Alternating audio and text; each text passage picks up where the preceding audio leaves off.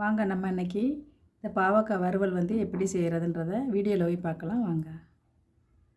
இந்த பாவக்காய் பொரியலுக்கு முதல்ல எண்ணெய் ஊற்றிக்கிறோம். இதுக்கு நிறைய எண்ணெய் தேவைப்படும். இதுக்கு முதல்ல எண்ணெய் ஊற்றிக்கிறோம். நல்லா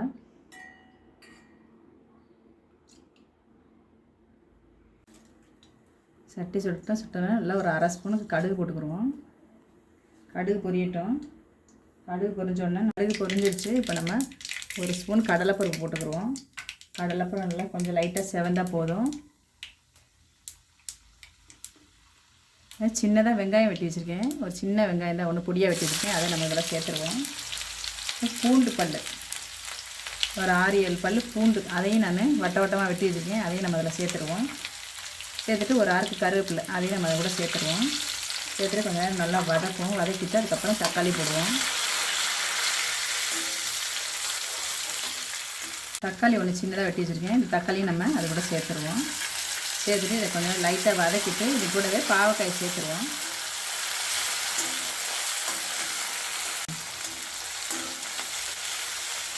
இது கொஞ்சம் நேரம் நல்லா இது வதங்கட்டும். வதங்கினோடனே நம்ம மஞ்சத்தூள் மிளகாத்தூள்லாம் போட்டுட்டு பாவக்காயை போட்டு வதக்கிடுவோம்.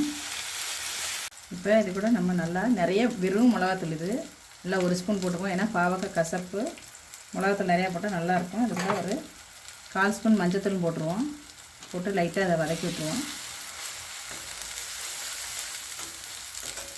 வதக்கி விட்டு இந்த டைமில் நம்ம பாவக்காய் அரிஞ்சு வச்சுருக்கேன். நான் பாவக்காய் வந்து கசக்காது. இந்த மாதிரி குட்டி குட்டியாக பாவக்காயை கட் பண்ணி வச்சிட்டிங்கன்னா, ஒரு சிலர் வந்து மோரில் போடுவாங்க. நான் வந்து அப்படியே தான் கட் பண்ணி வச்சுருக்கேன். மோரில் எல்லாம் நான் போட்டுற பழக்கம் இல்லை எனக்கு. நான் அப்படியே தான் சமைப்பேன். கசப்பே இருக்காது, ரொம்ப அருமையாகவே இருக்கும் இந்த மாதிரி பாவக்காய் சமைச்சா. எல்லா பாவக்காயும் நம்ம அதை கூட சேர்த்துணும். இது ஒரு 1/2 கிலோ பாவக்காய் இருக்கும்.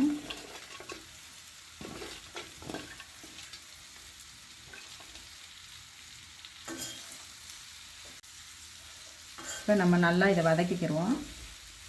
கொஞ்ச நேரம் வதக்கிட்டு தண்ணி ஊற்றி கொஞ்ச நேரம் மூடி வச்சிட்டோம்னாக்கா அந்த பாவக்காய் சீக்கிரம் வெந்துடும். வெந்த பிறகு தான் நம்ம தண்ணி சுண்ட வத்தணும். அதை கல்லுப்பு ஒரு ஸ்பூன் போட்டுக்குவோம். ஏன்னா இது வந்து உப்பு காரம் நிறைய நல்லா பிடிக்கும். ஏன்னா இது கல் உப்பு தான், இது போட்டுக்கலாம் நல்லாயிருக்கும். ஏன்னா அப்போ அது உள்ளே இருக்க தண்ணியெல்லாம் வெளியே வந்துடும். கல் உப்பு போட்டோம்னா அந்த பாவக்காயில் ஏற்கனவே தண்ணி இருக்கும், அந்த தண்ணி வந்து வெளியே வந்துடும். நம்மளுக்கு ஈஸியாக வேகிறதுக்கும் நல்லா ஒரு ஈஸியாக அது. இப்போ இது கூட நம்ம ஒரு 1/4 கிளாஸ் தண்ணி ஊற்றி அப்படியே மூடி வச்சுருவோம்.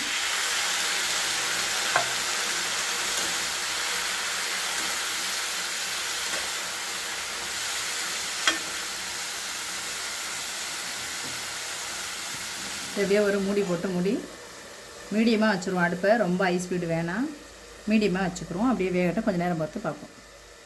இப்போ கொஞ்சம் கொஞ்சமாக கிண்டி விடுவோம். பாவக்காய் கொஞ்சம் கொஞ்சம் நிறைஞ்சிட்டு கிண்டி விடணும், இல்லைன்னா அடியில் பிடிச்சிரும்.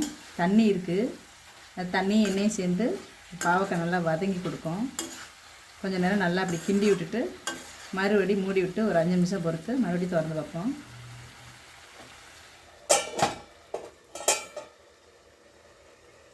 அஞ்சு நிமிஷம் ஆயிடுச்சு. நம்ம இதுக்கு மேலே மூட வேணாம். பாவக்காய் பாருங்கள் நல்லா வெந்துருச்சு. இதுக்கப்புறம் அந்த இருக்கிற தண்ணி சுண்டி கொஞ்சம் நேரம் நல்லா இது வதங்கட்டும். இதுக்கு மேலே மூட வேணாம், அப்படியே நம்ம கொஞ்சம் நேரம் வதக்குவோம்.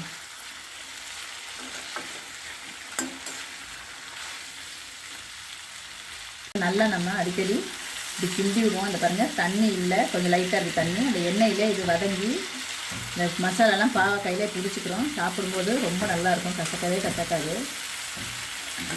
ரொம்ப அதிகமான ஒரு கசப்பாரு பாவக்காய்னா கசப்பு இருக்க தான் செய்யும், கசக்காதுன்னு சொல்ல முடியாது.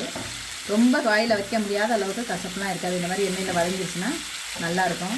தயிர் சாப்பாடு, சாம்பார் சாப்பாடு, பழைய சாதத்துக்குலாம் ரொம்ப அருமையான ஒரு பாவக்காய் பொரியல் இது.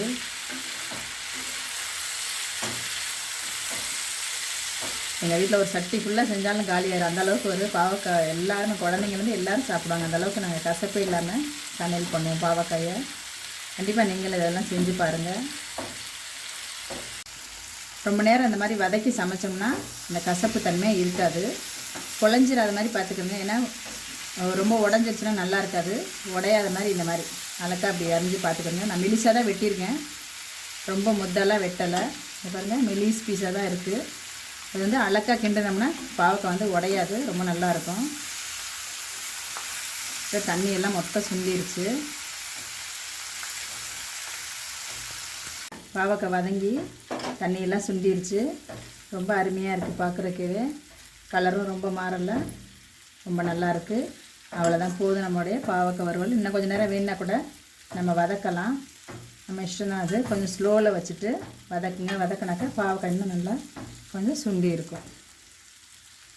அவ்வளோதான், நம்மளுடைய பாவக்காய் வறுவல் சூப்பராக ரெடி ஆகிடுச்சு பாருங்கள். ரொம்ப நல்லா இருக்குது.